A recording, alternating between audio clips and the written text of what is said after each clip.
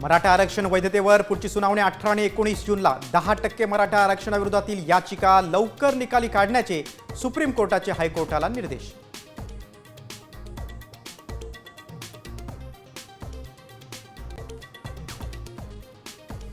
मंत्री संजय शिरसाटांनी संभाजीनगरात दलित समाजाची जमीन हडपली. आणखी 4 ठिकाणी पत्नी आणि मुलाच्या नावानं स्वस्तात जमीन खरेदी.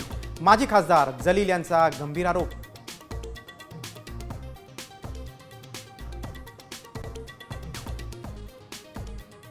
शेतकऱ्यांच्या प्रश्नांवरून प्रहार संघटना आक्रमक. मुंबईत मंत्रालयाबाहेर कार्यकर्त्यांचं आंदोलन तर पोलिसांकडून आंदोलनकर्त्यांची धरपकड. बच्चू कडूंच्या उपोषणाचा 4था दिवस.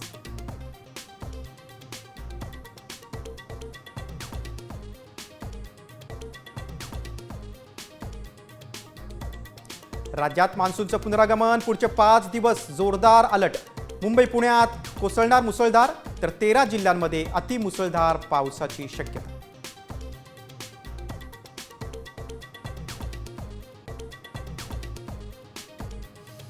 पावसाळ्यात लोणावळा पर्यटकांसाठी बंद. सुरक्षेच्या कारणासाठी 31 ऑगस्टपर्यंत पर्यटन स्थळांवर जाण्यास बंदी.